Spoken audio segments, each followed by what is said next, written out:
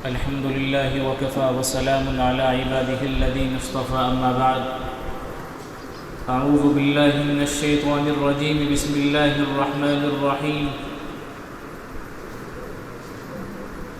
يا أيها الذين آمنوا لا تلهكم أموالكم إلى آخر الآية اللهم صل على محمد في أول وأوسط وآخر كلامنا. وقت کافی ہو چکا ہے. آپ تمام حضرات کی مصروفیات کا بھی ہمیں خیال ہے، اس لیے بہت مختصر گفتگو ہوگی. آپ حضرات سے گزارش ہے کہ آپ حضرات دل جمعی کے ساتھ توجہ فرمائیں.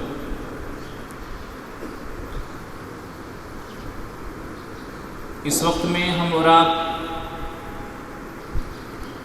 جس نسبت سے یہاں جمع ہیں وہ ہے جمعیت علماء ہند کا ایک اہم اور مرکزی شعبہ دینی تعلیمی بورڈ. دینی تعلیمی بورڈ کیا ہے، کیوں قائم کیا گیا ہے، اس کا مقصد کیا ہے، اس پر روشنی ڈالوں گا. بزرگوں بھائیوں، ہم آج کے زمانے میں محسوس کر رہے ہیں کہ ارتداد کا معاملہ بہت زیادہ بڑھ رہا ہے، اور اس ماحول کے اندر بچوں کے ایمان کو بچانا اور بچوں کو ان کی تربیت کیسے کی جائے اس پر آمادہ کرنا، والدین کو آمادہ کرنا، اساتذہ کو صحیح پڑھانے پر آمادہ کرنا، یہ تمام چیزیں آج کے اعتبار سے اگر ہم سوچتے ہیں تو ہماری جگہ ہماری نگاہیں ایک ہی جگہ رک جاتی ہے. اگر میں آج سے کئی برس پہلے کی بات کروں، 1955 کی بات کروں، 1955 میں میرے اکابرین نے یہ فیصلہ کیا تھا کہ آج کے حالات یعنی 1955 کے حالات ایسے ہو گئے ہیں کہ جمعیت علماء کو ایک شعبہ قائم کرنا پڑا، اور اس کی صدارت، اس کی سربراہی ان اکابرین نے فرمائی تھی کہ جن کی نسبت پر ہمیں فخر بھی ہے، جن کی نسبت پر ہمیں ناز بھی ہے. 7-8 جنوری 1955 میں ممبئی کے اندر ایک کنونشن، ایک پروگرام منعقد ہوا تھا، جس میں حضرت مولانا حسین احمد مدنی رحمۃ اللہ علیہ، حضرت مولانا حفظ الرحمان سبحانی رحمۃ اللہ علیہ، حضرت مولانا ابوالکلام آزاد رحمۃ اللہ علیہ، یہ حضرات موجود تھے، اور اس پروگرام کے اندر اس شعبے کا قیام عمل میں لایا گیا. آپ دیکھتے ہوں گے کہ بچے نے 10ویں پاس کی ہے یو پی بورڈ سے، NIO سے پاس کی ہے، الگ الگ بورڈ ہیں، تو اس بورڈ کا قیام اسی وقت عمل میں آیا تھا. مقصد یہ تھا کہ بچوں، ہمارے جو مسلمانوں کے بچے ہیں ان تک 100% دین کیسے پہنچایا جائے. حضرت مولانا ابرار الحق نور اللہ مرقدہ نے قاعدے پر کام کیا، حضرت مفتی کفایت اللہ رحمۃ اللہ علیہ نے تعلیم الاسلام پر کام کیا، تاریخ الاسلام پر کام کیا. آپ اور ہم یہاں جو بیٹھے ہیں، ہم نے پڑھا ہے نورانی قاعدہ، تعلیم الاسلام، تاریخ الاسلام پڑھ کر ہم یہاں آئے ہیں. یہ اسی وقت کا نصاب ہے. دینی تعلیمی بورڈ جمعیت علماء ہند نے اس وقت قائم کیا تھا، اس وقت بنایا تھا، اس وقت کے حالات اور ماحول کو دیکھتے ہوئے بنایا تھا. پھر 2008 میں جب ماحول کو دیکھا گیا کہ حالات ایسے بن گئے ہیں کہ سچر کمیٹی کی رپورٹ کے مطابق مسلمانوں کے 95% بچے وہ ہیں جو اسکول سے وابستہ ہیں. اگر ہم دیکھ لیں، اگر ہم اپنے اس ادارے کا محاصرہ کر لیں، موازنہ کر لیں، ہم سوچتے ہیں کہ بھیا مدرسے میں 1000 بچے پڑھ رہے ہیں، بساؤ میں اتنے 1000 بچے پڑھ رہے ہیں، فلاں مدرسے میں اتنے 1000 بچے پڑھ رہے ہیں، لگتا ہے کہ بھیا بہت بڑی آبادی پڑھ رہی ہے. لیکن اگر آپ آنکڑوں کا اندازہ لگا لیں، مدرسے والے ہوں، خانقاہ والے ہوں، تبلیغ جماعت والے ہوں، جتنی بھی تنظیمیں، جتنے بھی شعبے قائم ہیں، سب کام ہو رہے ہیں دین کے مشکل سے 3-4% کے اندر سمٹے ہوئے. آج ہم سے شکوہ ہوتا ہے کہ اسکول والے اپنے مشن میں کامیاب ہو گئے، اسکول والوں نے بڑی ترقی کر لی. میرے بھائی بزرگوں، اسکول والوں نے ترقی کی ہے، ہمیں ان کی محنت کا اندازہ نہیں ہے، ہمیں ان کے فلسفے کا اندازہ نہیں ہے۔ بچہ ابھی پیٹ میں ہوتا ہے، ان کی کوشش ہوتی ہے۔ عیسائیوں کے اسکولوں میں اگر آپ جائیں گے، ان کے اصولوں میں لکھا ہے کہ اگر تمہیں معلوم ہو جائے کہ فلاں گھر کے اندر بچہ ابھی پیٹ میں ہے تو جائیے اور اس کا داخلہ بھی کر لیجئے۔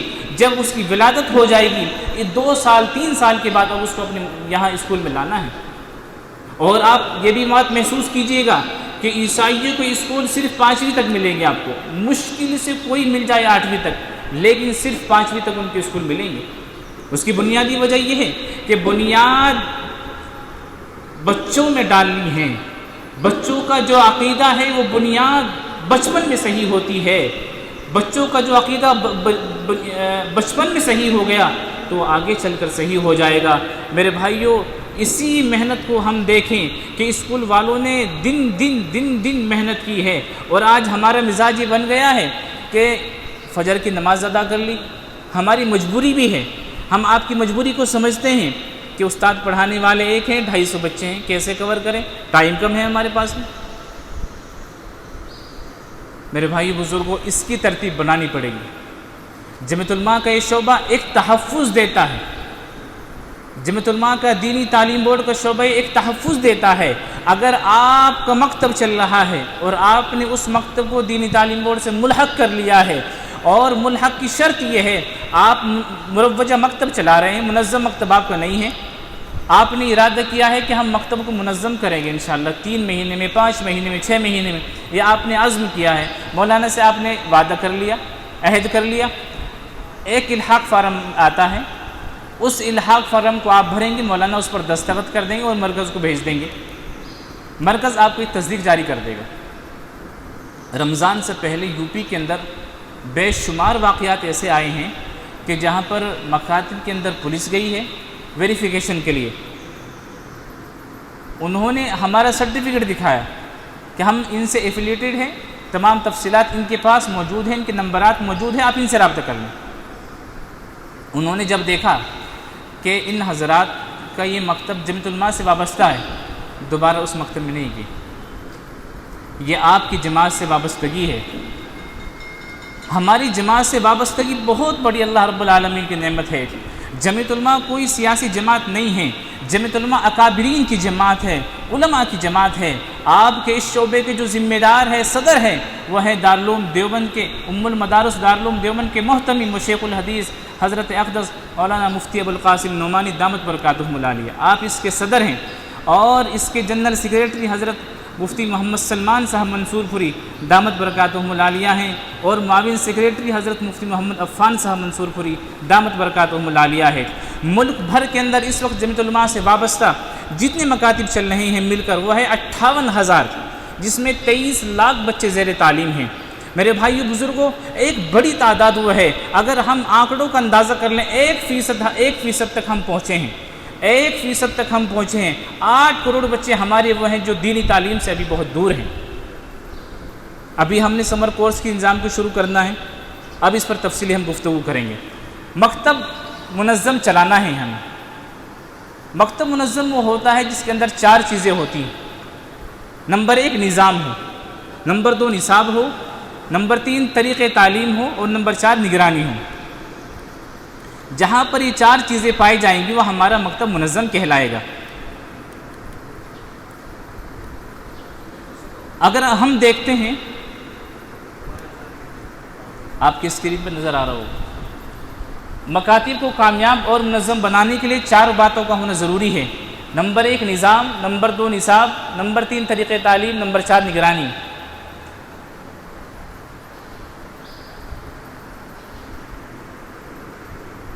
جہاں پر یہ 4 چیزیں پائی جائے گی، جس نظام کے اندر یہ 4 چیزیں پائی جائے گی، وہاں پر وہ مکتب منظم کہلایا جائے گا۔ اب نظام کے اندر کیا کیا چیزیں ہوتی ہے، موٹا موٹا ہم آپ کو بتا دیتے ہیں۔ نظام 2 طرح کا ہوتا ہے، ایک خارجی نظام ہوتا ہے، ایک داخلی نظام ہوتا ہے، تعلیمی نظام ہوتا ہے۔ خارجی نظام کیا؟ مثلا مکتب سے متعلق جتنی باہر کی چیزیں ہیں، سروے کرانا ہے، مکتب سے متعلق باہر ایڈمیشن کے لیے جو جدوجہد کرنی ہے، وہ خارجی امور کی جو ذمہ داری ہوتی ہے وہ انتظامیہ کی ہوتی ہے۔ کس کی ہوتی ہے؟ انتظامیہ کی۔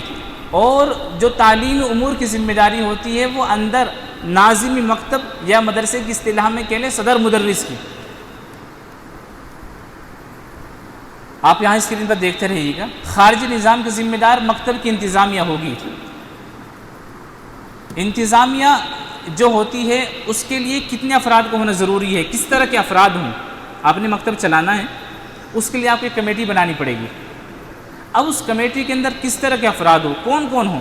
نمبر 1 محلے کے علماء ہوں، نمبر 2 مسجد کی انتظامیہ میں سے سنجیدہ افراد ہوں، نمبر 3 محلے کے اہل خیر دانشور احباب ہوں، دعوت و تبلیغ سے وابستہ احباب ہوں، مکاتب دینیہ کی فکر رکھنے والے احباب ہوں۔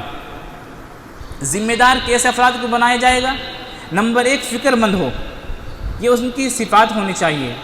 جو ذمہ دار آپ بنا رہے ہیں، نمبر 1 وہ فکر مند ہو، نمبر 2 وقت کو فارغ کرنے والے ہوں، نمبر 3 ضرورت پڑنے پر تقاضوں کو پورا کر سکتے ہوں۔ جن کے اندر یہ صفات پائی جائے آپ اس کو مکتب کا ذمہ دار بنائیے گا۔ انتظامیہ کی ذمہ داری، نمبر 1 مکتب کے نظام و نصاب کو سمجھیں۔ ایک استاد ہے، ابھی پڑھا رہے تھے چھوڑ کے چلے گئے، اب اگر وہ مکتب کے نظام اور نصاب کو سمجھے ہوئے ہوگا، وہ اگر نئے استاد آئے گا تب تک وہ استاد کو سمجھا کر اس سے کام لے لے گا جب تک اس کی ورک شاپ نہ ہو، چونکہ کوئی بھی کام کرنے کے لیے اس کو سمجھنا بہت ضروری ہوتا ہے۔ نمبر 2 محلے کے تمام بالغ مرد اور بچوں کو مسجد سے جوڑنے کی فکر کرنا۔ نمبر 3 محلے میں بسنے والے تمام مسلمانوں کے لیے بنیادی دینی تعلیم کا نظام بنانا۔ نمبر 4 محلے کے 100% بچوں کو مکتب سے جوڑنے کے لیے ہر گھر کا سروے کرنا۔ نمبر 5 والدین سرپرست کے مشورے سے مکتب کا نظام بنانا۔ نمبر 6 مکتب شروع کرنے سے پہلے تمام ضروری اشیاء کا انتظام کرنا۔ نمبر 7 مکتب کو منظم رکھنے کے لیے ایک ناظم کا تقرر کریں جو حافظ قرآن اور عالم دین ہو۔ یہاں پر ایک سوال قائم ہوتا ہے، نمبر 5 پر آپ دیکھیں لکھا ہوا ہے والدین سرپرست سے مشورہ کر کے مکتب کا نظام بنائیں۔ اس کا مطلب یہ ہے آپ کے یہاں مکتب کا نظام چل رہا ہے نارمل انداز میں، جو عام روایت پر جسے ہم مروجہ مکتب بول دیتے ہیں۔ اب آپ اس مکتب کو منظم بنانا چاہتے ہیں، اس کی شکل یہ ہے آپ والدین میٹنگ بلائیں، پیرنٹس میٹنگ بلائیں، اور پیرنٹس میٹنگ میں بلا کر ان کو پوری بات سمجھا دیں کہ ہم اپنے مکتب کو مزید بہتر بنانا چاہتے ہیں۔ ہم ابھی تک جو پڑھا رہے تھے وہ صرف قرآن کریم اور بنیادی باتیں پڑھا رہے تھے، اب ہماری کوشش یہ ہے کہ بچوں کو کم وقت میں زیادہ پڑھا دیا جائے، پوری ترتیب ان کے سامنے بتا دی جائے۔ والدین تیار ہو جائیں تو پھر وہاں سے آپ کام کو آغاز کر دیں، شروع کر دیں۔ اس کا مکمل پورا فارمیٹ ہے، انشاءاللہ میں حضرت کو دے دوں گا، حضرت آپ کو بھیج دیں گے۔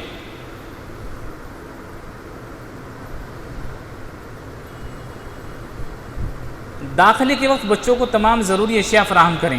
آپ دیکھتے ہیں اسکولوں کے اندر جب بچے کا داخلہ ہوتا ہے اسی وقت اس کو سلیبس کی تمام چیزیں دے دی جاتی ہیں، کتاب، بیگ، آئی کارڈ، ڈریس، تمام چیزیں ایک ساتھ دے دی جاتی ہیں بچوں کو، تاکہ ایک ساتھ سب کا سبق چل سکے، چونکہ اسکولوں کے اندر تعلیم اجتماعی ہوتی ہے۔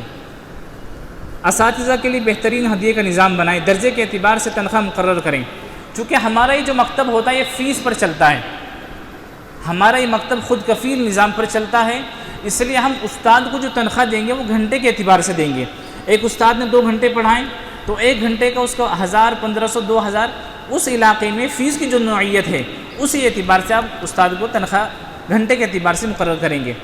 تعلیمی نظام کی مکمل ذمہ داری ناظمین مکتب کے حوالے کر دیں، یعنی صدر مدرس کے حوالے کر دیں، اور ہفتے واری مشورے میں ہفتے بھر کی کارگزاری لیں، یعنی کہ انتظامیہ اور استاد دونوں بیٹھیں گے اور ہفتے بھر میں بچوں کو پڑھایا ہے، کیا خامی آپ کو محسوس ہوئی، کسی کی طرف سے کوئی شکوی شکایت ہو، انتظامی معاملات کو لے کر کوئی بات ہو، تمام چیزوں پر ذہن کو مثبت خالی رکھ کر ہم بات کریں گے، تاکہ ہم جب ہر ہفتے بیٹھیں گے اگر کوئی بات سامنے آتی ہے، کوئی اعتراض، کوئی اشکال، کوئی سوال سامنے آتا ہے اس کا حل ہو سکے، اور آئندہ ہفتے جب ہم بیٹھے وہ حل ہو سکے۔ سالانہ جلسے کے موقع پر بچوں کے انعامات، اسناد، نتیجہ نامہ وغیرہ کا نظام بنائیں۔ ظاہر سی بات ہے اسکولوں کے اندر یہ نظام ہے کہ وہاں پر بچوں کی حوصلہ افزائی کی جاتی ہے۔ آپ نے 2 جملے سنے ہوں گے کہ بڑوں کو چاہیے نام اور بچوں کو چاہیے انعام، بڑوں کو چاہیے نام اور بچوں کو چاہیے انعام۔ یہ 2 جملے ایسے ہیں کہ اگر ہم اس پر عمل کر لیں تو ہم اپنے مشن میں کامیاب ہو جاتے ہیں، تو بچوں کو پڑھانا ہے، پڑھانے کے بعد ان کو حوصلہ بڑھانا ہے، بچوں کو تھوڑا سا انعام کا لالچ دیں گے اور ان کو آگے بڑھانے کا موقع فراہم کریں گے۔ 9 سال سے زائد عمر کی لڑکیوں اور محلے کی مستورات کے لیے پردے کے ساتھ معلمات کے ذریعے دینی تعلیم کا نظام بنائیں۔ ہمارے یہاں معلمات کے 3 دن کا ورکشاپ کا نظام ہے۔ حضرت مولانا محمد میاں صاحب رحمۃ اللہ علیہ فرماتے ہیں کہ جب آپ مکتب قائم کریں تو مکتب کا جو ظاہر ہے وہ صاف ستھرا ہونا چاہیے۔ ہم اسکولوں کے اندر جاتے ہیں، اسکولوں کا جو ماحول ہے کہ وہاں صاف ستھرا ماحول ہے، بچہ وہاں جانے پر ایک سکون محسوس کرتا ہے۔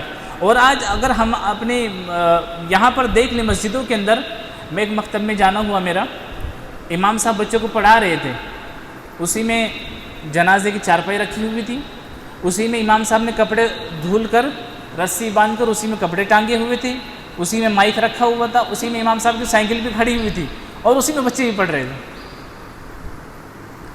اب ہم اندازہ کریں مولانا کہ اللہ رب العالمین نے جو قرآن حکیم اس امت کے لیے اتاری ہے، محمد عربی صلی اللہ علیہ وسلم کے واسطے سے اتاری ہے، اور ہم سب کے لیے ہدایت ہے، اور ہماری شریعت اسی کے مطابق چل رہی ہے، اسی کے مطابق ہم اپنی زندگی کو گزار رہے ہیں، اس کو حاصل کرنے کے لیے ہمارا یہ اس طرح کا نظام چل رہا ہے۔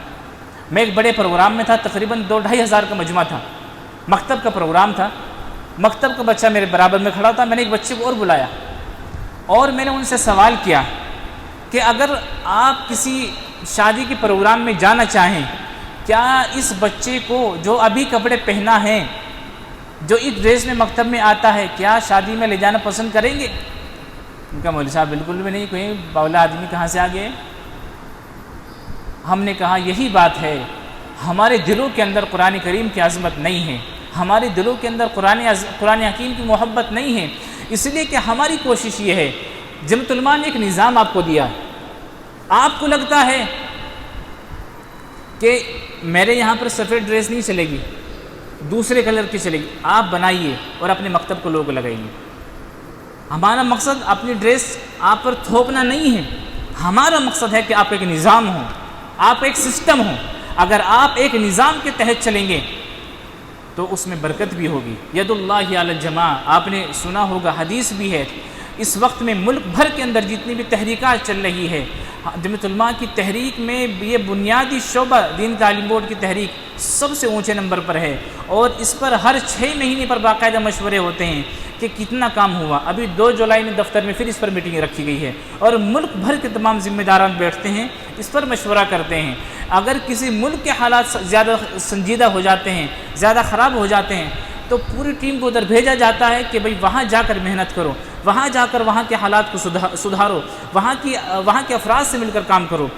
ہمارا جو مشن ہے اس میں آپ ہمارے معاون بنیں گے، آپ ہمارا اگر ساتھ دیں گے، انشاءاللہ ہم اپنے مشن میں کامیاب ہو جائیں گے۔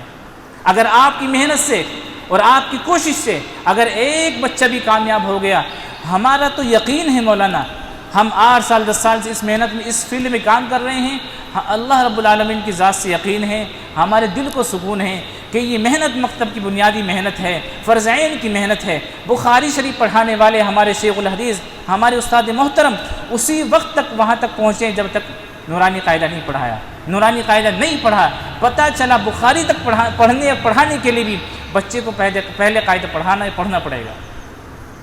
اسی لیے کہا تھا، کسی بزرگ نے اسی لیے کہا تھا کہ استاد، مکتب میں پڑھانے والے استاد کا مقام کم نہیں ہے۔ اگر کسی محلے میں کوئی عالم دین کی خدمت کر رہے ہیں اور محلے والے ان کے اثر و رسوخ اور دینی اعتبار سے ان سے جڑے ہوئے، تو مان لیجیے وہ اس علاقے کا قطب ہے، اس لیے کہ ان کی وجہ سے اس علاقے میں تبدیلی آئی ہے۔ آپ اپنی جہاں پر کام کر رہے ہیں، اپنی جگہ پر آپ ایک انجمن ہیں، اور آپ انجمن اسی وقت مضبوط ہوں گے جب مل کر چلیں گے۔ ایک انگلی کو کوئی بھی توڑ دے گا، ایک انگلی کو کوئی بھی توڑ دے گا، لیکن اگر 5 انگلی ہوگی مولانا، کوئی اگر دیکھے گا بھی خود ہی پیچھے ہٹ جائے گا۔ اس لیے آپ حضرات سے میں دستبست گزارش کرتا ہوں کہ مولانا آپ کے ساتھ کھڑے ہیں، مولانا کا مشن جمیعۃ علماء کا مشن ہے، مولانا کے پیچھے اکابرین کی جماعت ہے، مولانا اس حلقے کے ذمہ دار ہیں، مولانا کے شانہ بشانہ اپنے آپ کو چلائیے۔ انشاءاللہ اللہ رب العالمین قیامت میں جب پوچھے گا کہ مکاتب پر محنت کرنے والے لوگ کون ہیں، مکاتب کی فہرست میں ہمارا بھی نام آ جائے گا۔ جیسا کہ حضرت یوسف علیہ السلام کی جب بولی لگ رہی تھی، واقعہ مشہور ہے، آپ نے سنا ہوگا کہ ایک عورت بھی آئی تھی، اس کے ہاتھ میں ایک سوئی کا دھاگا تھا، ایک سوئی تھی، اور اس سے کسی نے سوال کیا تم کیا کرو گے اس سے؟ وہاں تو بڑے بڑے لوگ خریدنے والے ہیں۔ کہا کہ جب قیامت کا دن ہوگا اور اللہ رب العالمین پوچھیں گے کہ یوسف کے خریدار میں کون کون تھے تو میرا بھی نام آ جائے گا، میرا بھی اس فہرست میں شمار ہو جائے گا۔ میرے بھائی بزرگوں، آج کے ماحول کے اعتبار سے ہمارا بھی اس فہرست میں شمار ہو جائے گا۔ قیامت میں جب اللہ رب العالمین کہیں گے کہ ارتداد کے ماحول کے اندر جو مکاتب کے کام پر مامور تھے اور ان کا ساتھ دینے والے تھے، امید ہے اللہ تعالیٰ اس بنیادی کام فرض عین کام کی برکت سے ہماری مغفرت کے فیصلے فرما دیں گے۔ اس لیے یہ بنیادی کام ہے، ہمارے مکاتب خود کفیل ہونے چاہیے۔ اگر ہمارے مکاتب خود کفیل ہوں گے تو اس کا سب سے بڑا فائدہ یہ ہے، یہاں ہمارے میوات کے اندر ہمارے چودھری صاحب تھے، انتقال ہو گیا، ہمارا وہاں 3 دن کا ورک شاپ تھا۔ انہوں نے اعتراض کیا کہ مولانا ہم فیس کا نظام نہیں چلائیں گے۔ ہم نے ان سے معلوم کیا حضرت کوئی بنیادی وجہ ایسی تاکہ آپ ہمیں سمجھا دیں، ممکن ہے آپ کی بات ہماری سمجھ میں آ جائے، ہم اس کو بند کر دیں گے نظام کو۔ کہا کہ سب لوگ فیس نہیں دے پاتے، میں سب کی طرف سے ادا کروں گا۔ میں نے کہا آپ مجھے لکھ کر دے دیں کہ میں قیامت تک زندہ رہوں گا، میں بالکل اس نظام کو بند کر دوں گا۔ کہ تو نہیں ہو سکتا۔ میں نے کہا کابرین کی یہی منشا ہے کہ اگر کوئی دنیا سے چلا جائے، دین کا مشن جاری رہنا چاہیے، ایسا نہ ہو کہ وہ چلا گیا تو یہ نظام بند ہو گیا۔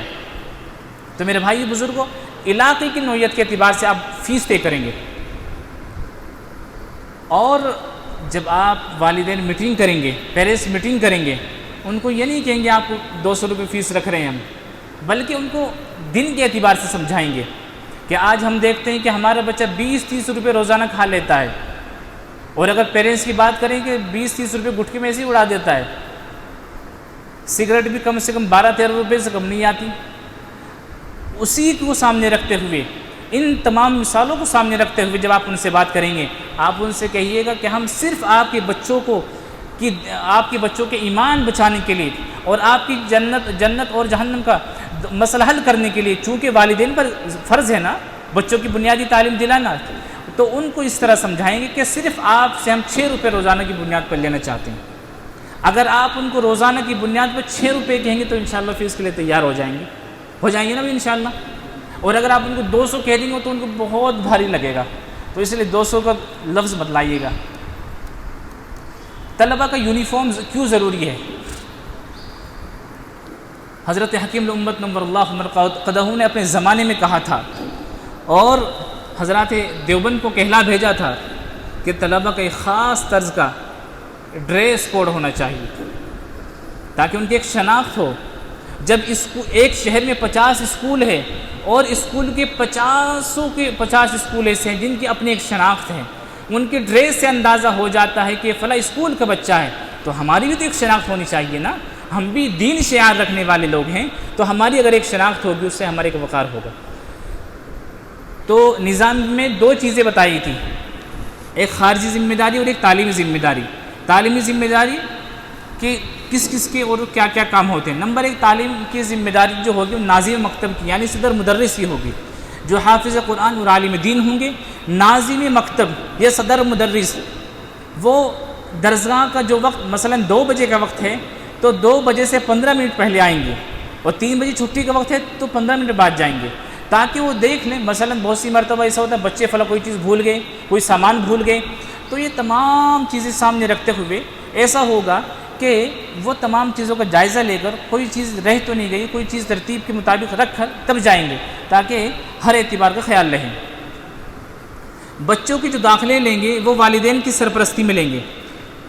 عام طور سے ایسا ہوتا ہے، جیسا کہ میں نے 5 نمبر کی شک پر کلام کیا تھا، 3 مہینے میں ایک بچے کو قرآن مکمل کرا دیا، ایک بچے کو ٹیوشن چل رہا تھا اور 3 مہینے میں قرآن کریم مکمل کرا دیا۔ عام طور سے آج کل چل بھی رہا ہے۔ آپ کے پاس بچے کو لے کر آئے، آپ نے کہا ٹھیک ہے ہم اس کو قاعدے سے شروع کرائیں گے، تو ان کا اعتراض ہو جائے گا، مولوی صاحب ہمارے بچے نے قرآن پڑھ لیا، آپ قاعدے میں بٹھا رہے ہیں اس کو۔ جس وقت وہ داخلہ لینے کے لیے آیا ہے، اگر آپ اسی وقت میں انہی کی والدین کی سرپرستی میں جو ان کو لے کر آئے ہیں اسی وقت اس کا سن لیں گے تو اس کو اطمینان ہو جائے گا۔ اس کو تو کچھ بھی یاد نہیں ہے، اس کو تو کچھ بھی معلوم نہیں ہے، تو اس کو احساس ہو جائے گا 3 مہینے میں اس نے صرف وقت گزاری کی ہے، کچھ نہیں پڑھا ہے، تو آپ کے اوپر کوئی اعتراض نہیں ہوگا، آپ اپنی ترتیب سے اس کو پڑھانا شروع کر دیں گے۔ بچوں کے والدین اگر کوئی مسئلہ لے کر آئیں، خوش اسلوبی سے ان کے مسائل کو حل کرنا ہے۔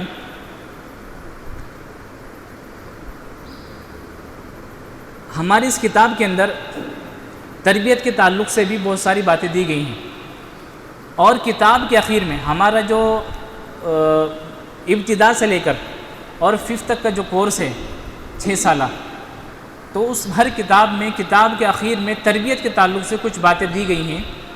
ابھی ہم صبح دارالعلوم چورو میں بیٹھے ہوئے تھے، اسی ٹاپک پر وہاں بات چل رہی تھی، یہ تھا کہ بچوں کی تربیت پر ایسا کیا کیا جائے کہ والدین متوجہ ہو جائیں۔ ہم نے ان سے کہا کہ اسکول کے اندر ہمارا بچہ جاتا ہے انگلش میڈیم میں، اگر بچہ اسکول سے آنے کے بعد 2-4 انگلش کے ورڈ والدین کو سنا دیتا، والدین کو بہت خوشی ہوتی ہے کہ دیکھو ہمارا بچہ انگلش بولنے لگا۔ ہم نے کہا یہی پیغام جو بچوں کو یہاں مکتب میں پڑھایا جا رہا ہے، اگر اساتذہ اس کو منظم انداز میں پڑھائیں اور اس کو اس بات کی تلقین کریں اور اس کو سمجھائیں، اس کی ذہن سازی کرے بچے کی، انعام دیں اس کو، اور اس کو انعام کا لالچ دے کر اس انداز میں اس کو گھر اپنے والدین سے، اپنے بھائی سے، اپنی بہن سے سنانے کے لیے آمادہ کریں کہ وہ بچہ خوشی خوشی اس کام کے لیے قبول ہو جائے، تیار ہو جائے۔ آپ کا پیغام وہاں پہنچ رہا ہے، کیسے وہ فیس ادا نہیں کریں گے؟ میں نے یہ سامان لیا ہے، میں کتاب ہی کی مثال دے دوں، مجھے یہ سامان فروخت کرنا ہے، تو مجھے اس کے فائدے بتانے پڑیں گے، مجھے اس کی جو تفصیلات ہے تمام وہ ایسے ذہن نشین کر دینی ہوگی کہ سامنے والا میری باتوں کو سن کر فوراً لینے کے لیے تیار ہو جائے۔ آپ نے سفر کیا ہوگا بسوں کے اندر کچھ سامان بیچنے والے آتے ہیں کہ بھئی ہماری یہ دوائی ہے، اس کی یہ فائدے ہیں، ہاتھوں ہاتھ استعمال کر کے دیکھ سکتے ہیں، لوگوں کو یقین آ جاتا فوراً خرید لیتے ہیں۔ تو میں اس کی مثال اس لیے دے رہا ہوں دنیاوی اعتبار سے جوڑ کر کہ آپ کی تعلیم ایک پروڈکٹ ہے، آپ کا معلمانہ انداز ایک پروڈکٹ ہے۔ انما بعثت معلما، حضور علیہ السلام نے فرمایا مجھے معلم بنا کر بھیجا گیا ہے، اور ہمیں معلم ہونے پر بہت فخر ہے اور ہونا بھی چاہیے۔ آج اگر میں کہوں معذرت کے ساتھ، بہت معذرت کے ساتھ، آپ کو شاید تکلیف ہو، ہم نے اپنے مقام کو بھلا دیا ہے، ہم نے اپنے مقام اور کو ایسا بنا دیا ہے کہ آج ہم اپنا مقام بھول گئے، ہم کس مقام پر فائز ہیں۔ میرے بھائیو، اگر اپنے مقام کو یاد رکھیں تو امید ہے اللہ تعالیٰ کی ذات سے دنیا کی کوئی طاقت ایسے نہیں ہو سکتی ہے جو آپ کی عزت اور تکریم نہ کرے۔ سب آپ کی عزت کریں گے، سب آپ کا احترام کریں گے۔ تو میرے بھائی بزرگوں، قرآن کریم کے مشن کو اپنی زندگی کا مشن بنا لیجئے، اور مکتب کی اس محنت پر اگر آپ لگیں گے تو انشاءاللہ اللہ تعالیٰ کی ذات سے امید ہے کہ انشاءاللہ آپ حضرات اس میں 100% کامیاب ہو جائیں گے۔ دوسرا ہمارا ہے نصاب۔ نصاب اس لیے ضروری ہوتا ہے کہ اس میں ایک ٹارگیٹ ہمارے سامنے ہوتا ہے۔ اگر ہم عربی درجات کی بات کریں وہاں بھی ہمارے سامنے ایک ٹارگیٹ ہے، اسکول میں نصاب کی ہر کلاس کے اعتبار سے بات کریں وہاں بھی ایک نصاب ایک ٹارگیٹ ہوتا ہے، تو اس کو اچیو کرنے سے کیا ہوتا ہے، کم وقت میں کام زیادہ ہو جاتا ہے۔ یہ ہمارا 68 سال پہلے یہ شعبہ قائم ہوا تھا، پرانا نظام آپ کو بتایا، اس کے بعد 2008 میں یہ نئے نظام شروع کیا گیا ہے۔ دینی تعلیم بورڈ کے قدیم نصاب کو موجودہ تقاضوں اور حالات کے اعتبار سے نئے انداز میں مرتب کیا ہے، جس کا نام دینی تعلیمات رکھا گیا ہے۔ یہ پرانی کتابیں ہیں، اوپر اسی سے تمام چیزیں اس میں ڈالی گئی ہیں، یعنی کہ اس ایک کتاب کے اندر یہ 5 کتابیں موجود ہیں، قاعدہ بھی ہے، تعلیم الاسلام بھی ہے، تاریخ الاسلام بھی ہے، اسلامی کورس بھی ہے، اور دینی تعلیم کا رسالہ۔ اس میں جتنا مواد لیا گیا ہے ان کتابوں کی مدد سے لیا گیا ہے۔ یہ نصاب بچوں کی عمر، استعداد اور ان کی تعلیمی مصروفیات کو مد نظر رکھ کر تیار کیا گیا ہے۔ بچے کی عمر 5 سال ہے تو اسی اعتبار سے اس میں مضامین دیے گئے ہیں. ایسا نہیں ہے کہ بچے کی عمر اگر 5 سال ہے تو اس میں ہم نے شروع سے قاعدہ پڑھانا شروع کر دیا. اگر آپ مبتدی کو دیکھیں گے اس میں صرف نقطے دیے گئے ہیں, نقطے اور الف سے لے کر کچھ الفاظ دیے گئے ہیں تاکہ بچے کو یہیں سے ایک عادت بھی ہو جائے اور ایک شناخت بھی ہو جائے. ہمارا انصاف 2 مرحلوں پر مشتمل ہے. ایک تو ابتدائی نصاب 5 سالہ ہے, اول سے لے کر 5 تک, اور اس میں نرسری بھی ہے. دوسرا ثانوی ہے یعنی 6 سے لے کر 10 تک, 10ویں تک. اور اگر یہ 5 سالہ کورس ہے, اگر ہم اس کو کم وقت میں پڑھانا چاہیں تو 2.5 سال میں اس کو پورا کیا جا سکتا ہے. 1 سال کے اندر 2 کتابوں کو آپ پڑھا دیجئے. اس کی خاص بات یہ ہے کہ اس کے اندر اسباق کو ٹارگیٹ کے ساتھ دیا گیا ہے, منصوبہ بندی کے ساتھ دیا گیا ہے کہ آپ کو 1 ہفتے میں اتنا پڑھانا ہے. ہمارا سوال ہوتا ہے نا معلمین کا کہ مولانا کچھ بچے ذہین ہیں, کچھ بچے کمزور ہیں. تو اگر آپ ٹارگیٹ کے ساتھ چلیں گے, ہفتے کے اعتبار سے چلیں گے, تو جو کمزور بچے ہیں وہ ذہین بچوں کے ساتھ ساتھ چلیں گے انشاءاللہ. یہ اجمالی خاکہ ہے کہ اس نصاب کے اندر 5 عناوین ہیں جس میں 13 ذیلی مضامین ہیں. قرآن مجید ہے, اس کے تحت 2 چیزیں آئیں گی, ناظر قرآن مجید اور حفظ سورہ. شروع کی 2 سال میں قاعدہ بھی آتا ہے. نمبر 2 حفظ شریف میں, حدیث میں دعا سنت اور حفظ حدیث. نمبر 3 عقائد مسائل میں عقائد نماز اور مسائل. نمبر 4 سیرت و تربیت میں سیرت, اسلامی معلومات, اسلامی تربیت اور دعا. نمبر 5 زبان میں اردو. اردو اس کتاب میں اردو پڑھنے کے لیے ہے اور الگ سے خوش خطیبی آتی ہے. اردو پڑھنا لکھنا یہ ہو جاتا ہے. اگر آپ حضرات اس ترتیب پر ان کو پڑھائیں گے انشاءاللہ کم وقت میں بچہ بہت کچھ حاصل کر لے گا. تو 1 گھنٹے کی ترتیب پر 5 سال میں بچہ کتنا پڑھے گا وہ آپ کے سامنے. صرف 1 گھنٹے کی ترتیب کو سامنے رکھنا. اگر ہم 24 گھنٹے کی رکھے تو بہت کم ہے, لیکن اسکول کے ساتھ صرف 1 گھنٹے کی ترتیب پر یہ اتنا دیا گیا ہے. اب ہم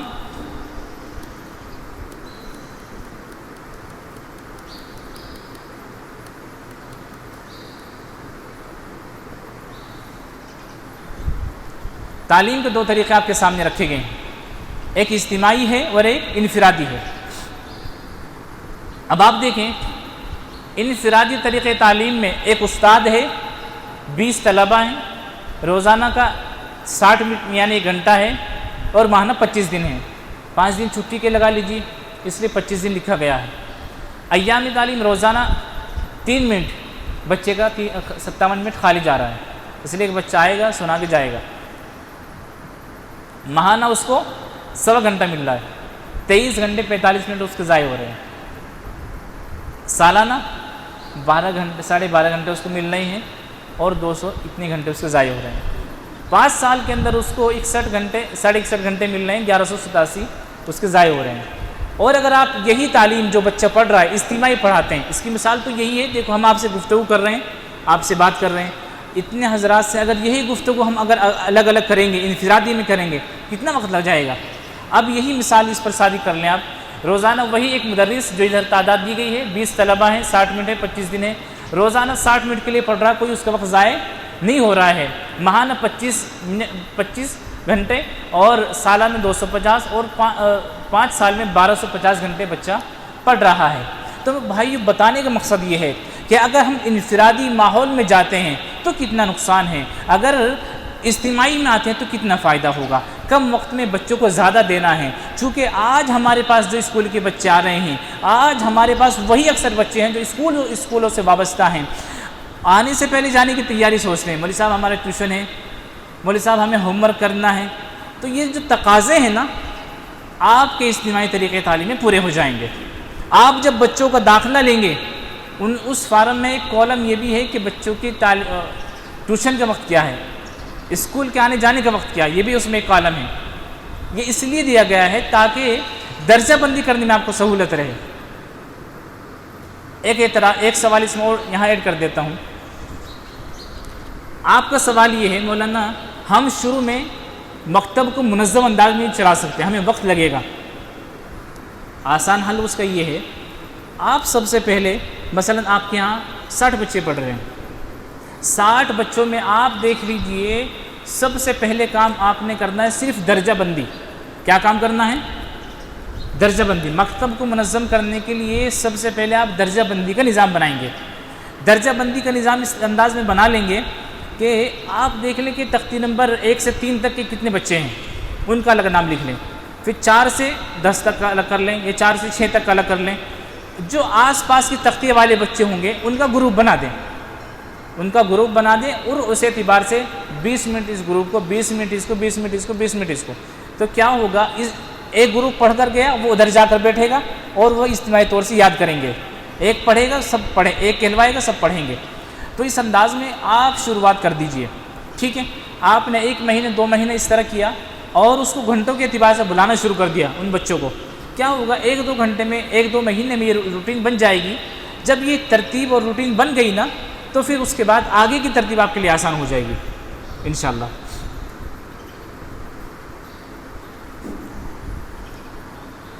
تعلیم اجتماعی ہو جس کا فائدہ یہ ہوگا کہ بچے کا کوئی لمحہ ضائع نہیں ہوگا۔ اجتماعی طریقہ تعلیم، نمبر 1 استاد تمام طلبہ کو ایک ساتھ پڑھائے، نمبر 2 کسی ایک طالب علم سے تمام طلبہ کو پڑھوائے۔ اگر یہ طالب علم کوئی غلطی کری تو اس غلطی کی اصلاح طلبہ ہی سے کرائے۔ اس میں کیا ہوتا ہے، ایک بچے نے غلطی کی، آپ نے کہا بھائی بچوں آپ ہی غلطی بتائیں گے، زید نے حامد کی غلطی نکال دی، اگر اس کی اصلاح جو ہوگی وہ بچوں سے کرائی جائے گی۔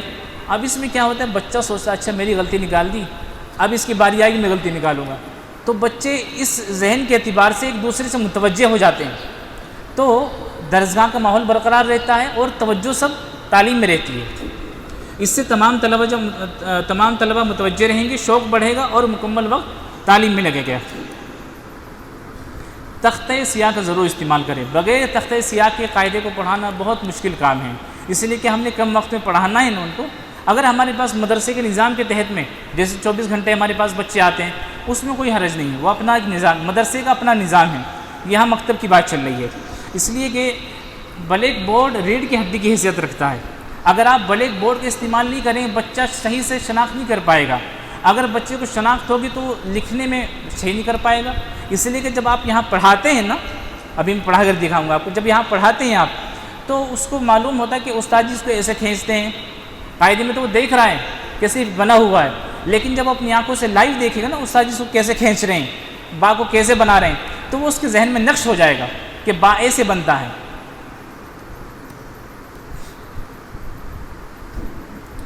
علم نفسیات یہ الگ پورا ٹاپک ہے، اس پر میں حضرت کو فائل دے دوں گا، آپ کے گروپ میں آ جائے گی۔ اساتذہ بچوں کے ساتھ مشفقانہ انداز اختیار کریں۔ آپ کو معلوم ہے کہ فلاں بچے کا مزاج بڑا سخت ہے، بڑا تلخ ہے، بہت سے بچے بڑے چڑچڑے ہوتے ہیں، تو آپ ان کے ساتھ ایسا ہی رویہ اختیار کریں گے۔ ایسا نہ ہو کہ آپ تھوڑا سا غصے میں آ جائیں اور بچوں کو زیادہ مار دیں۔ آج کے ماحول کے اعتبار سے آپ اس سے بالکل پرہیز کیجیے، بچوں سے مہذب گفتگو کریں، غیر مہذب گفتگو سے کلی اجتناب کریں۔ عام طور سے جب غصہ استاد کو آ جاتا ہے نا تو کچھ بھی بول دیتا ہے، تو کیا پڑھے گا تیرا باپ نہیں پڑھا، اس طرح کے جملے عام طور سے ہمارے اساتذہ استعمال کر لیتے ہیں جو نامناسب ہے، نہیں کرنے چاہیے۔ بچوں کو بالکل نہ مارے۔ تنبیہ کی ضرورت اگر پیش آ جائے تو بچی کے والدین کو بلا کر بچے کی کمزوری سے متعلق آگاہ کر دیں، اس سے دور کرنے کی کوشش کرے۔ اگر والدین کو بلا کر اس سلسلے میں متوجہ کر دیں گے اور خدا نخواستہ کبھی اگر آپ سے کچھ ہاتھ اٹھ بھی گیا تو ان کو شکایت نہیں ہوگی، اس لیے کہ آپ نے ان کو پہلے متوجہ کر دیا ہے۔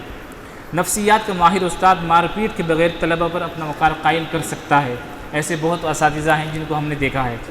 نفسیات سے ناواقف استاد طلبہ میں تعلیم حاصل کرنے کی رغبت کو ختم کر دیتے ہیں، جیسے سبق یاد نہ کرنے پر اتنی پٹائی کرنا کہ بچے کا دل پڑھنے سے ہٹ جائے۔ آج ایک بڑی تعداد آپ کو ایسی مل جائے گی جو نوجوان ہیں، پینٹ شرٹ میں ہیں، مدرسے سے وابستہ تھے، ہٹ گئے، کہتے ہیں فلاں حفیظ جی نے بہت مارا تھا ہمیں اس لیے ہم ہٹ گئے، اس حفیظ جی کی وجہ سے ہٹے۔ قیامت میں اگر اس نے اللہ سے یہی کہہ دیا، اللہ اس شخص نے مجھے بہت مارا تھا، اس کی پٹائی کرنے کی وجہ سے میں ہٹ گیا، قیامت میں شخص کیا بنے گا مولانا؟ تو اس کا ہمیں بہت زیادہ خیال کرنا ہے۔ آج کے ماحول کے اعتبار سے ہمارا کام کا جو طریقہ ہے وہ پوری ایک چین بنی ہوئی ہے۔ مدرسے کا بھی ایک نظام ہے، مدرسے میں بھی یہی نظام رہتا ہے، مکتب میں بھی یہی نظام رہتا ہے۔ آپ یہاں کنارے پر دیکھیں 3 کلر لگے ہوئے کنارے پر اوپر دائیں جانب، انتظامیہ کی حد، ناظم مکتب کی حد اور استاد کی حد، ٹھیک ہے؟ آپ انتظامیہ کا جو کلر ہے وہ دیکھیے گا، انتظامیہ کا تعلق صرف ناظم سے رہے گا، انتظامیہ کا تعلق کس سے رہے گا؟ ناظم سے، ناظم سے مراد صدر مدرس سے رہے گا، اور انتظامیہ کا براہ راست استاد سے، طلبہ سے، والدین سے، کسی سے کوئی تعلق نہیں ہوگا، صرف کس سے رہے گا؟ صدر مدرس ناظم سے۔ اس کے بعد ناظم مکتب کی حد دیکھیے آپ، ناظم کی حد پورا دائرہ آ رہا ہے، ناظم کی حد میں پورا دائرہ ہے صدر مدرس میں، یعنی کہ اگر انتظامیہ کو استاد سے کوئی شکایت ہے یا والدین کوئی مسئلہ لے کر آئے ہیں تو وہ انتظامیہ کو اگر کہہ دے تو انتظامیہ براہ راست کسی کو کچھ نہیں کہے گی، انتظامیہ کو یہ حق حاصل نہیں ہے، بلکہ انتظامیہ ان سے کہیں گے، بلکہ انتظامیہ کس سے کہیں گی؟ ناظم سے کہیں گی، ٹھیک ہے۔ اسی طرح استاد کا تعلق طلبہ تک ہے، استاد کا تعلق صرف طلبہ تک ہے، والدین تک ان کا تعلق نہیں ہے، والدین تک جو تعلق ہے وہ ناظم کا ہے، ٹھیک ہے، یہ ترتیب ذہن میں رکھیے گا۔ علاقے میں مکاتب کے اجتماعی نظام کو قائم کرنے کے لیے ایک مرکز سینٹر بنایا جائے، آپ کا یہ سینٹر ہے جہاں پر آپ بیٹھے ہیں، مرکز سینٹر کے نظام کے لیے علماء ماہرین پر مشتمل ایک جماعت تشکیل دی جائے، علاقے میں نئے مکاتب قائم کرنے یا قدیم مکاتب کو منظم بنانے کے لیے ایک معاون کا تقرر کیا جائے، ایک معاون کے ذمے کم سے کم 25 اور زیادہ سے زیادہ 40 مکاتب کی ذمہ داری دی جائے، جو روزانہ 2 مکاتب کو معائنہ کر کے اسے منظم کرنے کی فکر کر سکے۔ چونکہ ہمارے اس نظام میں مکمل ترتیب ہے کہ کس کی کیا کیا ترتیب رہتی ہے، مکتب منظم وہ ہوگا جس میں اوقات کی پابندی ہو، اجتماعی تعلیم ہو، فیس کا نظام ہو، اور معیاری مکتب وہ ہوگا کہ جس میں اس کے ساتھ ساتھ میں قرآن مجید صحت و تجوید کے ساتھ پڑھائی جاتے ہوں، دینی تعلیم کو نظام الدروس کے مطابق پڑھایا جاتا ہو۔ تیسرا ہے نمونے کا مکتب، جس میں 5 سالہ نصاب مکمل کرنے کے ساتھ قرآن مجید تجوید و صحت کے ساتھ مکمل ہوتے ہیں۔ بس ابھی کر رہا ہوں، ایک ہم ہر ہفتے مشورہ کرتے ہیں، بات آئی تھی نا پیچھے، تو مشورے میں کیا ہمارے امور ہوتے ہیں؟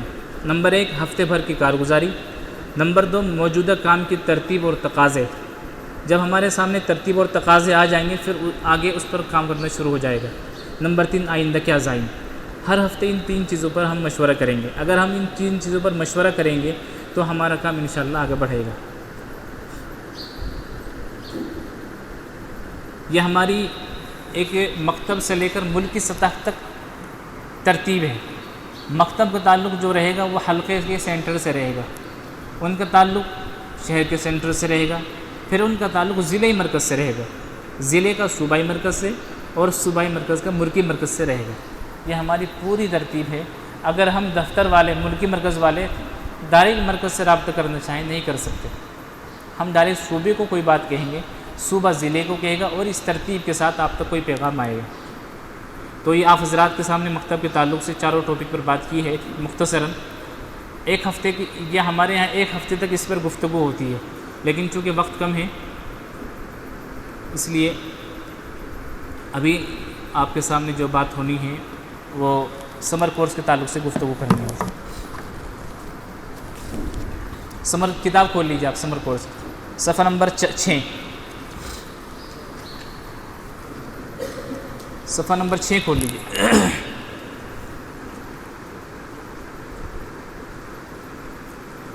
کتاب کے اوپر کوئی اپنا نام نہ لکھیں، یہ ابھی جمع کی جائے گی کتاب۔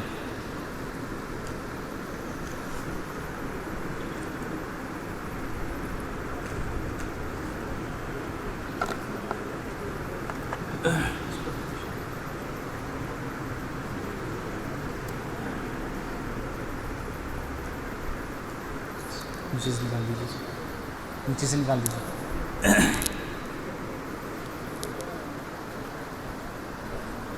دیکھیے مولانا، صفحہ نمبر 6 پر لکھا ہے، اوپر کا پیراگراف چھوڑ کے نیچے لکھا ہے کہ یہ نصاب ان طلبہ کے لیے تیار کیا گیا ہے جو پہلے کبھی مکتب میں تعلیم حاصل نہ کیے ہوں۔ اس نصاب کے لیے 35 دن اور روزانہ 3 گھنٹے کا وقت مقرر کیا گیا ہے۔ نظر آ رہا ہے آپ کو؟ ہر سبق کے ختم پر دستخط کے کالم دیے گئے ہیں۔ بچوں میں ذوق شوق پیدا کرنے کے لیے ایک حمد اور ایک نعت بھی دی گئی ہے۔ یہ نصاب نظام کے ساتھ مربوط ہے، جس کے بغیر نصاب کا خاطر خواہ فائدہ نہیں ہو سکتا۔ اس کو پڑھانا کیسے ہے، اس کو ذرا دیکھیں صفحہ نمبر 7 پر۔ اس نصاب کو پڑھانے کے لیے 3 گھنٹے کا وقت مقرر کیا گیا ہے۔ یہ اس کی ترتیب ہے۔ اگر آپ علاقے کے اعتبار سے اس میں کمی بیشی کرنا چاہیں وقت میں، آپ کر سکتے ہیں۔ قرآن مجید کے لیے 1.25 گھنٹہ، دعا کے لیے 10 منٹ، عقائد و مسائل کے لیے 10 منٹ، سیرت کے لیے 10 منٹ، زبان کے لیے 10 منٹ، عملی مشق کے لیے 15 منٹ اور اخلاقی مذاکرے کے لیے 15 منٹ مقرر کیے گئے ہیں۔ روزانہ اجتماعی طور پر ایک دن حمد اور ایک دن نعت پڑھانے کے لیے 10 منٹ روزانہ حاضری کے لیے، 5 منٹ ابتدائی اور 1 گھنٹہ 25 منٹ کے بعد 20 منٹ کا وقفہ طے کیا گیا ہے، جس میں طلبہ اپنی ضروریات سے فارغ ہوں گے۔ اس طرح روزانہ 3 گھنٹے کا مکتب ہمارا ہوگا۔ ہر نئے سبق کو استاد اجتماعی طور پر خود پڑھائیں گے اور بار بار پڑھائیں گے، پھر باری باری ہر طالب علم سے پڑھوائیں گے تاکہ طالب علم اچھی طرح سبق ذہن نشین کر سکے۔ اس کی ترتیب یہ ہوگی کہ استاد ایک طالب علم سے سبق پڑھائے گا، پھر دوسرے تمام طالبہ سے پڑھیں گے۔ اگر کوئی طالب علم سبق پڑھنے یا پڑھانے میں غلطی کرے تو اس غلطی کی اصلاح طلبہ ہی سے کرائے گا۔ تمام طلبہ متوجہ رہیں۔ نیز ہر نیا سبق شروع کرنے سے پہلے گزشتہ سبق سے متعلق طلبہ سے سوالات کیے جائیں گے تاکہ اس کے مشمولات ذہن نشین ہو سکے۔ اس نصاب میں کل 11 اسباق دیے گئے ہیں۔ ہر سبق کو 3 دن پر تقسیم کیا گیا ہے۔ سبق کے ختم پر دستخط مدرس، دستخط والدین کے کالم بھی دیے گئے ہیں۔ کتاب کے آخر میں یومیہ حاضری اور نماز کی حاضری کا نقشہ بھی دیا گیا ہے۔ اب آپ آگے کھولیں۔ ابھی آپ نے دیکھا ہے کہ اس میں بتایا ہے کہ ایک دن حمد اور ایک دن نعت پڑھی جائے گی۔ صفحہ نمبر 8 پر دیکھیں، ابتدائیہ میں حمد کی تعریف لکھی ہے اور نعت کی تعریف لکھی ہے۔ تو آج سے شروع کر رہے ہیں تو حمد کی تعریف پڑھائیں گے اور حمد پڑھائیں گے، اور اگلے دن پھر نعت کی تعریف ہوگی اور نعت ہوگی۔ چلیں پڑھیں میرے ساتھ میں ایک مرتبہ حمد، ہم مل کے پڑھ لیتے ایک مرتبہ۔ حمد نظم کے انداز میں اللہ کی تعریف کرنے کو حمد کہتے ہیں۔ اب اسی میں آپ دیکھیں گے ہدایت برائے استاد لکھی ہوئی ہے۔ اس عنوان کے تحت ایک حمد اور ایک نعت دی گئی ہے۔ روزانہ صرف ایک مرتبہ سبق شروع کرنے سے پہلے درسگاہ میں ایک دن حمد اور ایک دن نعت پڑھائیں گے۔ ابتدا میں طلبہ کو خود پڑھائیں، پھر یاد ہونے کے بعد باری باری ہر طالب علم سے پڑھوائیں۔ اسے باقاعدہ یاد کرانے کی ضرورت نہیں ہے، بس روزانہ پابندی سے پڑھاتے رہیں تو انشاءاللہ خود بخود طلبہ کے ذہن نشین ہو جائیں گے۔ ٹھیک ہے، اس کو باقاعدہ مستقل رٹانا کہ 8-10 منٹ اسی میں لگا دیں، اس کی ضرورت نہیں ہے۔ آپ کہلواتے رہیں گے انشاءاللہ بچوں کو ذہن نشین ہو جائے گا۔ آپ صفحہ نمبر 11 پر آ جائیے۔ قاعدہ، ہمارے پاس جو سلیبس ہے ابتدا سے لے کر اور 5 تک، اس میں یہ ہے کہ 5 ہمارے جو مضامین ہیں جو ابھی آپ کو دکھائے گئے تھے، قرآن، حدیث، عقائد، مسائل، ٹھیک ہے، اردو تک، تو اس میں ایک سبق کو جو 3 دن کے لیے دیا گیا نا، 11 سبق ہیں اس کے اندر، ایک سبق کو 3 دن کے لیے دیا گیا ہے۔ ان تمام چیپٹر کو اسی اعتبار سے دیا گیا ہے کہ 3 دن کے اندر تمام چیپٹر کے سبق ایک سبق میں دے دیے گئے ہیں، الگ الگ ان کو ترتیب دیا گیا ہے۔ سبق نمبر 1 3 دن کے لیے، دیکھیں آپ اوپر لکھا ہے، تو اس میں سے ہم 3 دن تک ان کو پڑھائیں گے۔ چونکہ ابھی بچے وہ ہیں نا جو اسکول نہیں جاتے، نہ اسکول جاتے ہیں نہ مدرسے جاتے ہیں، تو ان کے لیے یہاں سے بنیاد سے شروع ہو رہا ہے، تو یہاں سے ہم اسی ترتیب سے شروع کریں گے۔ اگلے پیج پر آپ کو قاعدہ نہیں ملے گا، اگلے پیج پر آپ حفظ سورہ میں آ جائیں گے، حفظ سورہ میں آ جائیں گے تو وہاں پر یہی اس ترتیب سے آپ پڑھائیں گے۔ یہ اس سبق کا دوسرا چیپٹر ہے۔ تیسرے پیج پر آپ دیکھیں گے عقائد، اس کو پڑھائیں گے آپ، یہ اس سبق کا تیسرا چیپٹر ہے۔ چوتھے پیج پہ دیکھیں آپ سیرت ہے، اور یہ اسی سبق کا چوتھا چیپٹر ہے، یہ بھی 3 دن تک کے لیے ہے۔ 5ویں صفحہ نمبر 15 پہ دیکھیں آپ، اس میں نماز دی گئی ہے۔ یہاں تک آپ کا 6 چیپٹر آپ کے پورے ہو رہے ہیں، یعنی کہ 6 چیپٹر کے اندر آپ کا سبق نمبر 1 پورا ہو رہا ہے، اور ہر سبق میں اسی ترتیب پر آئے گا، ہر سبق کے اندر۔ ٹھیک ہے، پڑھانے کی ترتیب کیا ہوگی؟ مثلا آپ نے قاعدہ 1.25 گھنٹہ قاعدہ پڑھانا ہے۔ ہمارے پاس بچے وہ ہیں جو ابتدائی ہے، بنیادی ہیں، بات کو نہیں آئے گا نا، مائک چھوٹا پڑ جائے گا۔ وہاں جا اچھا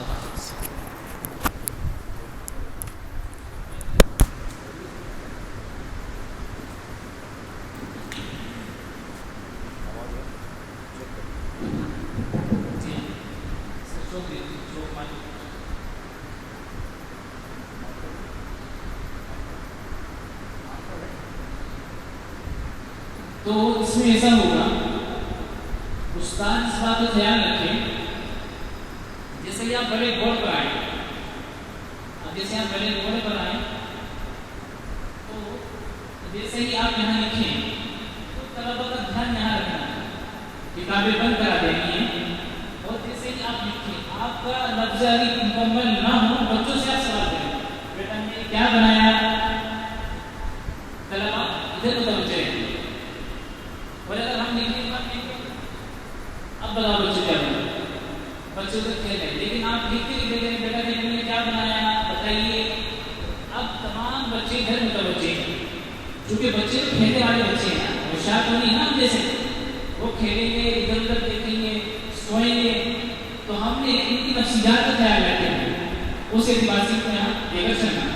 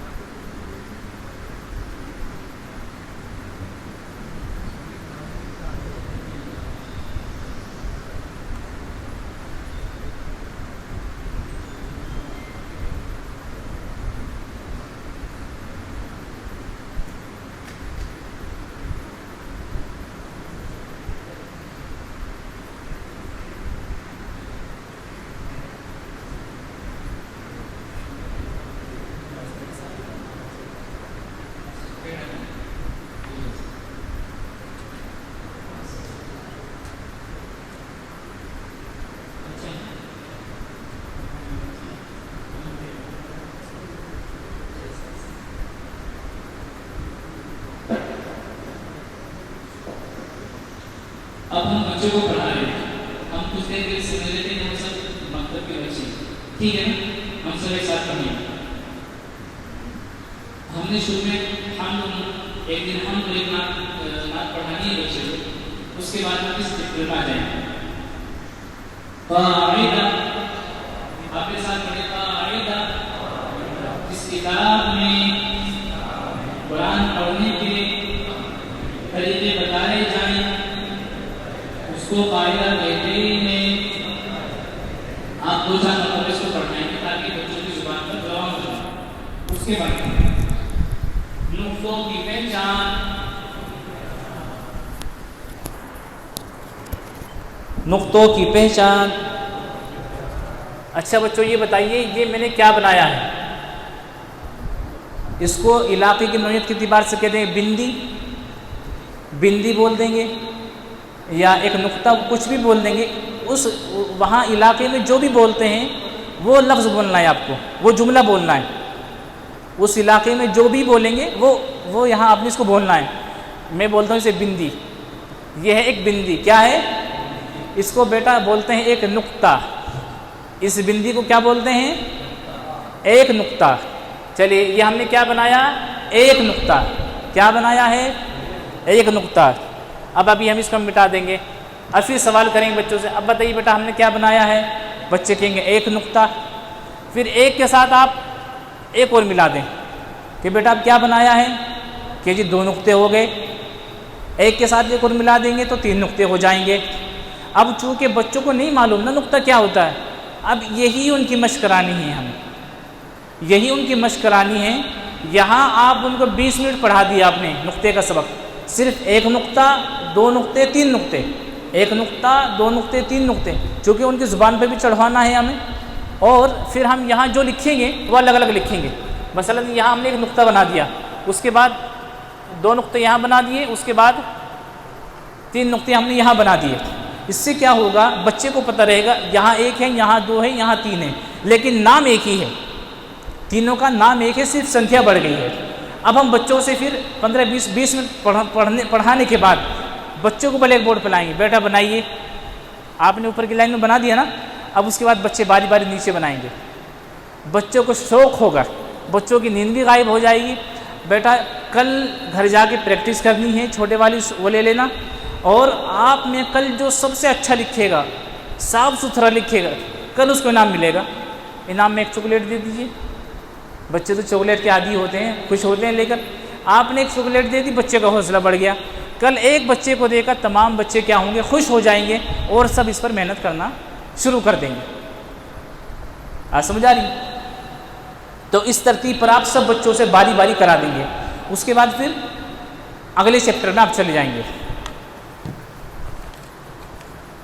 ہمارا اگلا چیپٹر ہے حفظ سورہ کا۔ ہم نے یہ دیکھنا ہے کہ اس میں 3 دن میں سبق کتنا دیا گیا ہے۔ 3 دن میں جو سبق دیا گیا ہے اسی اعتبار سے اس کو تقسیم کر لیجئے۔ مثلا جیسے تعوذ دی گئی ہے، تعوذ دی گئی ہے، اور اس کو آپ کیسے پڑھائیں گے؟ بچے کو تو یاد نہیں ہے نا تعوذ، بچے کو پتہ بھی نہیں ہے، لیکن اس کو اس انداز میں پڑھانا ہے کہ اس کو یاد بھی ہو جائے اور صحیح سے یاد ہو۔ تو ہم اس کو کاٹ کاٹ کر پڑھائیں گے۔ اعوذ، میرے ساتھ پڑھیں آپ، اعوذ اعوذ اعوذ۔ آپ نے اس کو 20 بار کہلوایا، کتنی مرتبہ؟ پھر ہم کہتے بیٹا بتائیے کیا پڑھا آپ نے؟ آپ بولیں ذرا ایک بار، اس طرح بچے بولیں گے۔ پھر آپ کو محسوس ہو جائے گا کہ کچھ بچوں نے اس کو کیچ کر لیا ہے، کچھ بچوں نے کیچ نہیں کیا، ان کی زبان پر بھی نہیں آیا۔ پھر آپ بولیں گے کیوں؟ بہت سے بچے اس کو کھینچیں گے، اعوذ، بہت سے ایسے پڑھیں گے۔ لیکن اس کا فرق ہمیں کرانا ہے، ہمیں معلوم ہے بچہ گڑبڑی کہاں کہاں کرتا ہے، تو اس کو بتانا بھی ہے کہ بیٹا ایسے نہیں پڑھنا، ایسے پڑھنا ہے۔ اس کو پورا امتیاز ہم نے کرانا ہے بچوں کو۔ اعوذ، تو آپ نے 20 بار 50 بار 100 بار بچوں کو اسی طرح کہلوانا ہے۔ پھر بچوں کی باری آ جائے گی، پھر بچوں کی باری آ جائے گی۔ اب ہم دیکھ رہے ہیں ہمارے پاس ٹائم باقی ہے خوب، ابھی ہم پھر اگلے لفظ پہ آ جائیں گے، باللہ۔ ہم ایک ساتھ اعوذ باللہ من الشیطان الرجیم نہیں پڑھائیں گے، اس کو اعوذ صحیح ہو گیا، باللہ پائیں گے، باللہ کے بعد من الشیء پائیں گے، پورا نہیں کہلوائیں گے، تھوڑا تھوڑا اس کو کرائیں گے، تاکہ بچہ کاٹ کاٹ کر پڑھے گا نا، اس کی زبان ٹوٹ جائے گی، اور اس سے یہ ہوگا کہ بچہ صحیح پڑھنا شروع کر دے گا۔ اس کے بعد جو دعائیں ہیں اس کو کیسے رٹانا ہوتا ہے، اس کے رٹانے کا طریقہ کار یہی ہے۔ مثلا آپ کی دعا تھوڑی سی بڑی ہو گئی، کھانے کے بعد کی دعا ہے، مثلا الحمد الحمد، آپ نے 20 بار یہ کہلوایا، 30 بار کہلوایا، 50 بار کہلوایا۔ اب بچہ کہلوائے گا، پھر سب بولیں گے، ایک ایک بچہ بولے گا، پھر سب بولیں گے، بچہ کہلوائیں گے، سب بولتے رہیں گے۔ اس سے کیا ہوگا؟ سب بچوں کو یاد ہو جائے گا۔ للہ الذی، آپ 20-30 مرتبہ کہلوا دیں گے۔ اس کے بعد پھر بچوں کی باری آ جائے گی۔ اس میں کیا ہوگا؟ تکرار سے بچوں کو ازبر اسی وقت یاد ہو جائے گا، یعنی کہ جو 3 گھنٹے کا ٹائم دیا گیا ہے نا، اس 3 گھنٹے میں جو پڑھایا گیا بچوں کو یہی یاد ہو جانا چاہیے۔ یہ نہ ہو کہ وہ گھر جا کے کھیلے اور گھر جانے کے بعد وہ ٹینشن میں رہے، مجھے یاد کیسے ہوگا۔ تو اس 3 گھنٹے کے اندر یہ جو وقت آپ علاقے کے اعتبار سے متعین کریں، اس میں یہ ہو جائے کہ اس کو وہ سبق وہیں پر یاد ہو جائے۔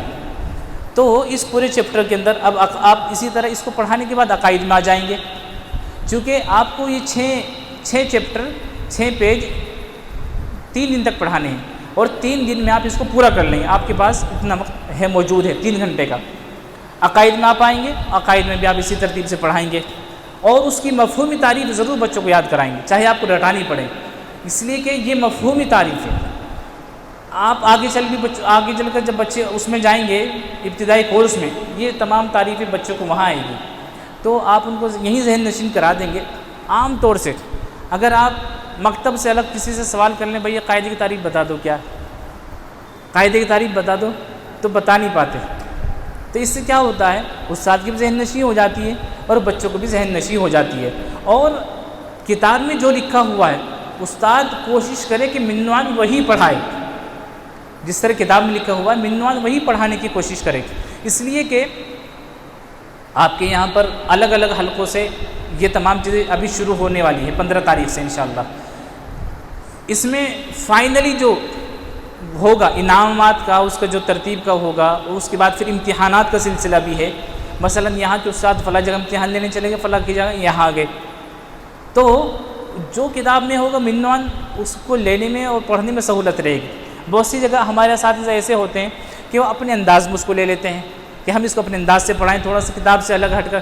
آپ کا انداز بالکل اچھا ہے، مانتے ہیں، لیکن اگر آپ کی جگہ دوسرا استاد پڑھانے کے لیے آ رہا ہے تو وہ تو اسی انداز میں امتحان لے گا نا، تو اس میں کیا ہوگا، آپ کے بچوں کی کمزوری آ جائے گی. ہم نے ایک جگہ سوال کیا، بھیا ہمیں جو ہے کھانے کی سنت سنائیے.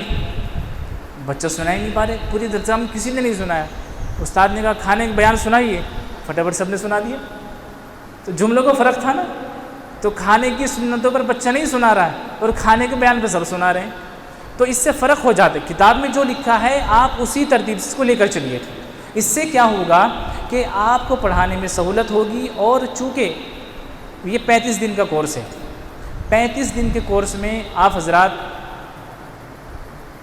اخیر کا دن جو ہوگا وہ انعامی پروگرام کا ہوگا، اور اس میں بیچ میں 5 دن کی چھٹیاں بھی رہیں گی. عید الاضحیٰ کی چھٹی رہے گی 5 دن کی. اس میں عید الاضحیٰ کی جی بیچ میں تو کہہ رہا ہوں، بیچ میں 5 دن کی اس میں چھٹی عید الاضحیٰ کی رہے گی. تو ویسے بھی 5 دن کم ہو جائیں گے آپ کے، تو اس اعتبار سے آپ اس کو تھوڑا سا کھینچ کر چلیں گے. لیکن پڑھانے کے طریقے میں یہ ہے کہ آپ جو ہے ایک ساتھ اور منظم انداز میں پڑھائیں گے، اور اس ترتیب سے پڑھائیں گے کہ ہمارے بچے اس کو ذہن نشین پیار محبت کے انداز میں کر لیں. بچوں پر سختی نہ ہو، مار پیٹ نہ ہو.